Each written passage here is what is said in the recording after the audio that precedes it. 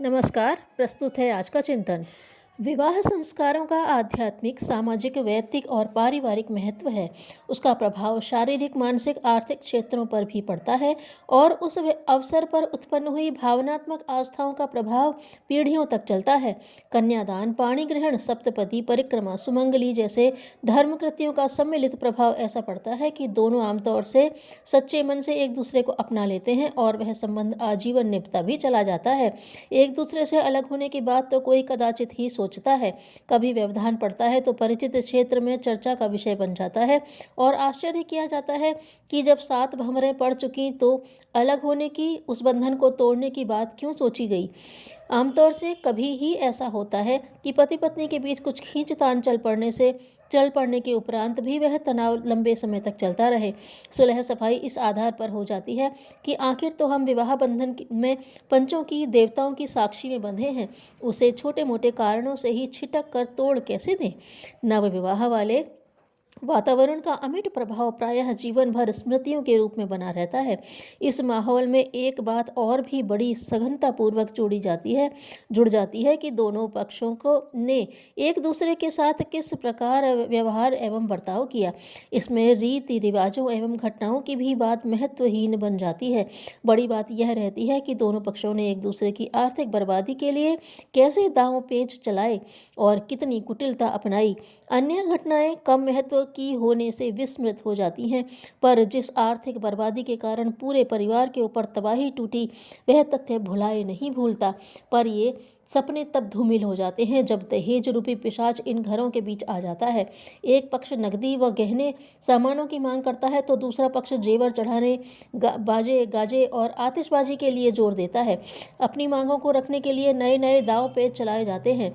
भले ही वह सब नाक ऊंची रखने, शेखी भगारने, अमीरी का ढोंग रचने के लिए ही क्यों न किया गया हो, पर उसका परिणाम ठीक वैसे ही होता है जैसा किन्हीं डकैतों ने आक्रमण करके उस परिवार की खुशहाली को पैरों तले रौंदा हो, उस घर का भविष्य दूर दृष्टि से अंधकारमय बनाया हो।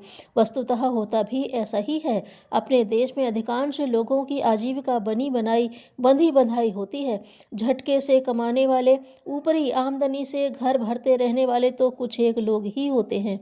जिस परिवार का अर्थचक्र एक बार डगमगाया, समझना चाहिए कि पूंजी की कमी, खर्चों की बढ़ोतरी, ब्याज आदि के कारण उसमें गिरावट ही आती चली जाएगी।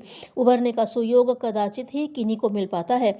इस आघात के घाव इतने गहरे होते हैं कि उस परिवार के सभी सदस्य मरते समय तक उसे भुला नहीं पाते।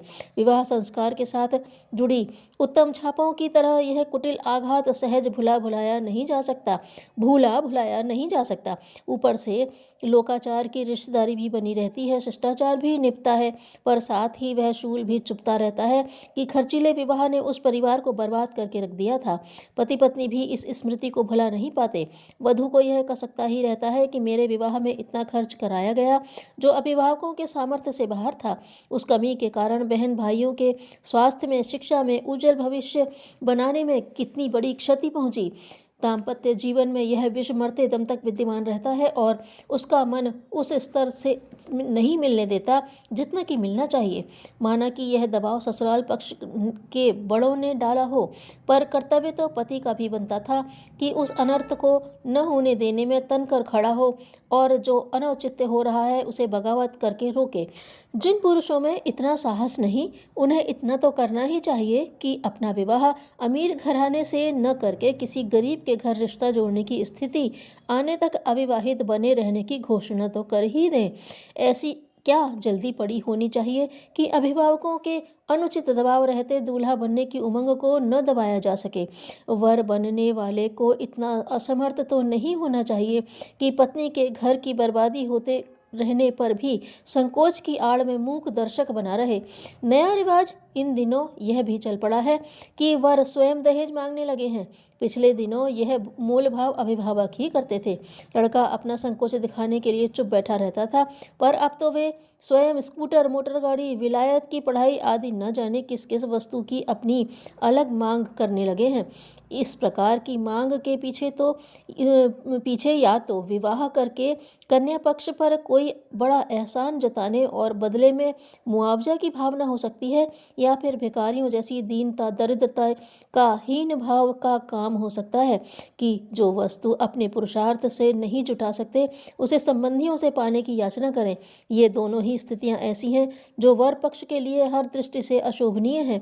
यदि लेन देन की बात का औचित्य आंका जाए तो उसमें लड़की वालों द्वारा दहेज वसूल किए जाने का कुछ औचित्य भी हो सकता है।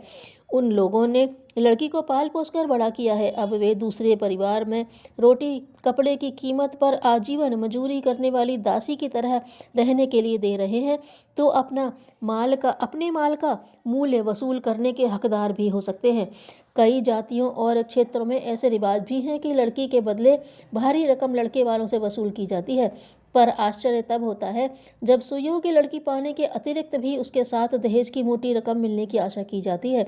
इस मांग के पीछे किसी प्रकार का औचित्य नहीं खोजा जा सकता।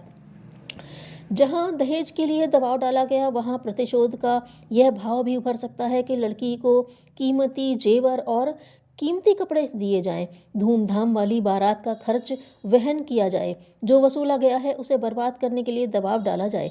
कहावत है कि बिल्ली खा नहीं सकती तो क्या दूध को लुढ़का देने का प्रयत्न तो जरूर करती है।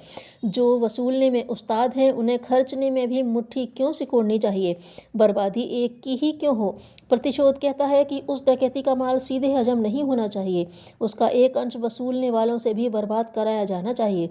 यदि खर्चीली शादियां बंद हो सके तो उस बचत से हर किसी की खुशहाली बढ़ेगी और दरिद्रता से पीछा छूटेगा। भले ही अतिरिक्त उपार्जन के कोई नए साधन भले ही न जुट सके, इसके विपरीत यदि आजीविका बढ़ाने के एक ओर तो नए आधार खड़े किए जाते हैं पर दूसरी ओर विवाह शादियों का खर्च उसी प्रकार बना रहे तो कुछ अतिरिक्त कमाई हुई है वह भी उसी खाई में गिरकर नष्ट होती रहेगी। खुशहाली बढ़ने का सुयोग कहीं आ ही नहीं पाएगा, परंतु दुख तब होता है जबकि इन अमीरों का प्रभाव मध्यम वर्ग पर पड़ता है। उनकी शादियों की होड़ मध्यम वर्गीय परिवार भी करने लगते हैं। लालसा दहेज की जागृत होती है। ज्यादा शान शौकत दिखाने की प्रकृति ने मनुष्य की बुद्धि को भी कुंठित कर दिया है। गेहूं के साथ घुन भी पिसता रहता है। जिन पर खर्चीली शादियों का उन्माद चढ़ा है वे ईमानदारी बेईमानी की काली सफ़ेद कमाई इसी भीड़ में झोंकते हैं और अंततः गरीब के गरीब बने रहते हैं। विचारों और क्रियाकलापों में उचित अनुचित के संशोधन का नाम ही विचार क्रांति है। धन्यवाद।